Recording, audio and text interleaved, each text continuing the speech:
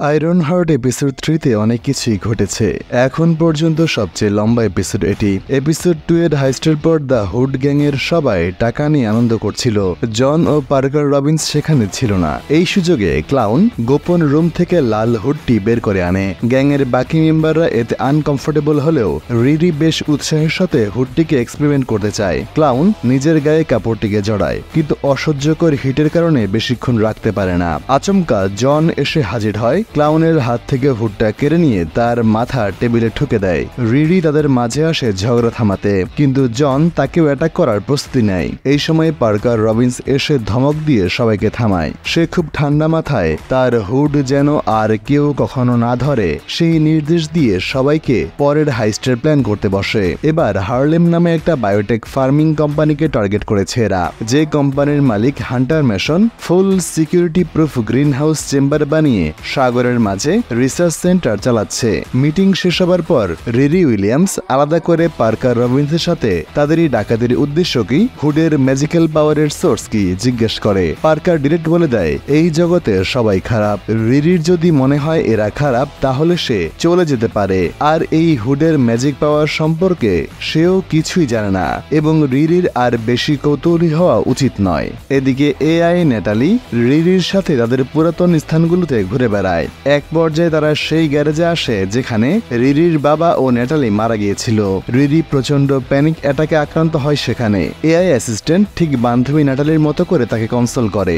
এদিকে আগের পর্বে দেখানো ব্ল্যাক মার্কেট অপারেটিভ জোয়ের কথা মনে আছে আপনাদের? সে ধীরে ধীরে এতটাই সাহসী হয়ে উঠে যে রিরির বাসায় চলে আসে। উল্টো তাকে ব্ল্যাকমেল করে এই বলে যে যদি রিরি উইলিয়ামস জোয়ের রিসার্চে তাকে হেল্প না করে, তবে রিরির মাকে জো বলে দেবে সে কিভাবে তার আয়রন স্যুট বানিয়েছে।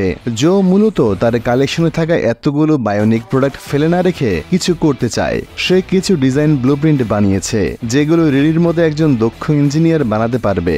রিরি যদিও এখানে জোয়ের ব্ল্যাকমেলের শিকার হচ্ছে, কিন্তু জো তার কথাতে এতটা কনফিডেন্স পেয়েছে ভেবে আনন্দিত হয়। কিন্তু তার সব আনন্দ মিটে যায় যখন তার বাসায় পুলিশ আসে। প্রথম এপিসোডে আমরা দ্য হুড গ্যাংয়ে যে কম্পিউটার এক্সপার্ট দেখেছিলাম স্টুয়ার্ট, যাকে রিপ্লেস করে রিরি এই দলে ঢুকেছে, সেই স্টুয়ার্টের মৃতদেহ ঘরে পড়েছিল।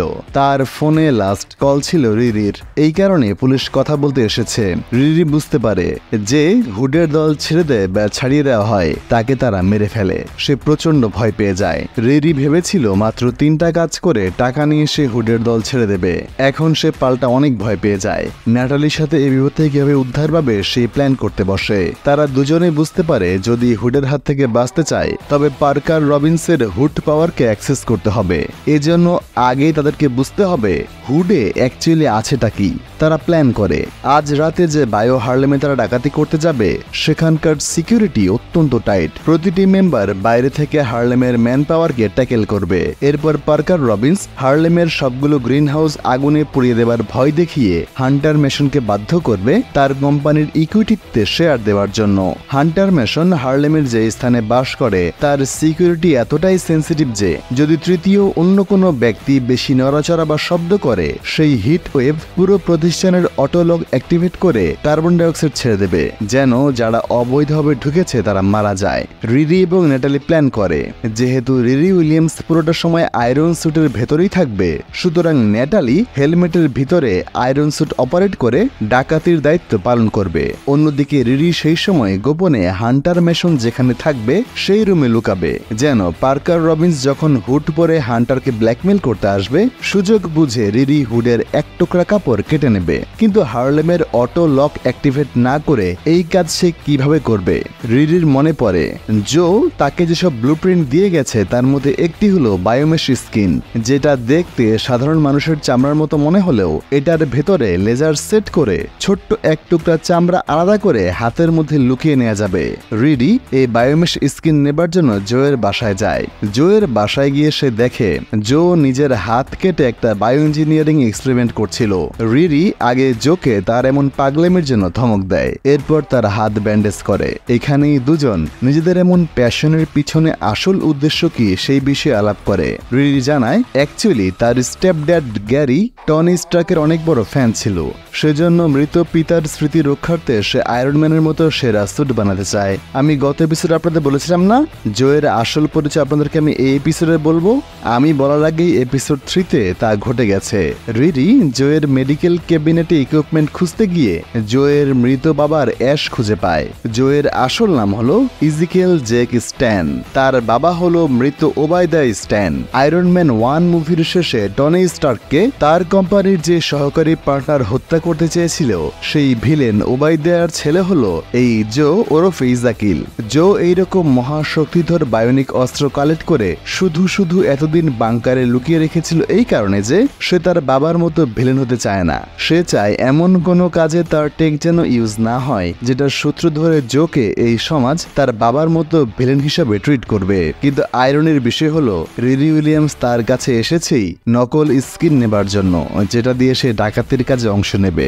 জোকে ইমোশনালি সাপোর্ট দিয়ে বায়োমেশ স্কিন নিয়ে নেয় রিরি। রাতে পুরো দল মিলে হামলা করে হার্লেমে। জন এবং রিরি বাইরে থেকে মিসাইল মারে। স্লাগ, ক্লাউন, যমজ ভাই বোন দুটো গ্রিন হাউস দখল করে আগুন নিয়ে রেডি হয়। এদিকে রিরি স্যুটের ভেতর থেকে বের হয়ে সাগরের নিচে সাঁতার কেটে হার্লেমের নিচ দিয়ে ডিরেক্ট হান্টার মেশনের চেম্বারে ঢোকে, যেখানে পার্কার রবিন্স আসবে হুট করে। সবকিছুই চলছিল প্ল্যান মোতাবেক। হান্টার মিশন প্রথমে পার্কারের প্রস্তাবে রাজি না হলে তারা 2টি গ্রিন হাউসে আগুন লাগিয়ে দেয়। রিরি প্ল্যাটফর্মের নিচ থেকে হুডের এক টুকরো কাপড় কাটার চেষ্টা করে নকল স্ক্রিনে লাগানো লেজার দিয়ে, এবং অতি উৎসাহে এটা খেয়াল করতে ভুলে যায় লেজারের উত্তাপের কারণে হান্টার মেশনের রুমের হিট ওয়েভ নির্দিষ্ট সীমা অতিক্রম করে ফেলেছে। হুট করে অটোলক অ্যাক্টিভেট হয়ে যায়। স্লাগ, ক্লাউন, যমজ ভাই বোন তারা গ্রিন হাউসে আটকা পড়ে। কার্বন ডাইঅক্সাইড ছড়িয়ে পড়ে। এদিকে পার্কার যখন দেখে তার পুরো টিম বিপদে পড়েছে এবং হান্টার তাদেরকে টাকাও দিচ্ছে না, সে হান্টার মেশনকে ঘাড় মোটকে মেরে ফেলে। অন্য সিকিউরিটি গার্ডরা মাস্ক পরে তাকে অ্যাটাক করেও লাভ হয় না। দা হুড অদৃশ্য হয়ে সবাইকে মেরে ফেলে। রিরি নিজের ভুল কিভাবে শোধরাবে বুঝতে পারে না প্রথমে, কিন্তু সে লক্ষ্য করে এক টুকরো হুডের কাপড় অলরেডি সে কেটে ফেলেছে। আয়রন স্যুটের ভেতর থেকে ন্যাটালি তাকে হেল্পের জন্য আসতে চাইলেও রিরি বলে বাকিদের বাঁচাও। সে কোনো মতে একটা এয়ার ভেন্টে ঢুকে অন্য সেফ গ্রিন হাউস দিয়ে পালাতে শুরু করে। কিন্তু ইতোমধ্যেই কাজিন জন হার্লেমের ভিতরে প্রবেশ করেছে একই রাস্তা দিয়ে। তার সামনে স্যুট ছাড়া একা রিরি পড়ে যায়। জন দেখে রিরির হাতে হুডের কাটা কাপড়। জন বুঝে ফেলে রিরির উদ্দেশ্য। দুজনের মধ্যে শুরু হয় ফাইট। জন এর মধ্যে স্বীকার করে যে স্টুয়ার্টকে তারাই হত্যা করেছে। ন্যাটালি ইতিমধ্যে বাকিদের উদ্ধার করে ফেলেছে।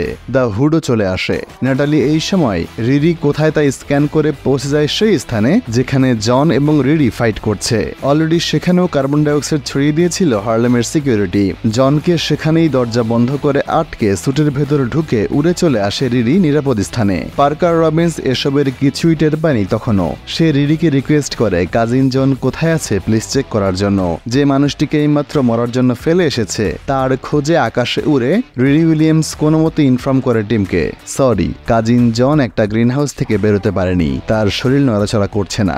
ডিরেক্ট না হলেও নিজের প্রথম মানুষ খুনের গিলটি রিরিকে প্রচন্ড আঘাত দেয়। ন্যাটালি যখন তাকে কনসোল করার চেষ্টা করছে তখন তারা আবিষ্কার করে রিরির হাতে লাগানো জোয়ের নকল স্কিনটি সাথে নেই। জনের সাথে ফাইট করার সময় ওখানেই পড়ে গেছে। হার্লেমের সিকিউরিটিরা সেটা খুঁজেও পায়। অর্থাৎ রিরির কারণে বাবার মতো ইজিকেল জোয়ের লাইফও এখন ভিলেন আর্কে রূপ নেবে। এদিকে পার্কার রবিন্স নিজ রুমে এসে হুডটা মাটিতে ছুড়ে ফেলে। কারো উদ্দেশ্যে প্রচন্ড চিৎকার শুরু করে সে বলে আমার আর কিছুই চাই না, আমি মুক্তি চাই। কেন কাজিন জনকে মরতে হলো?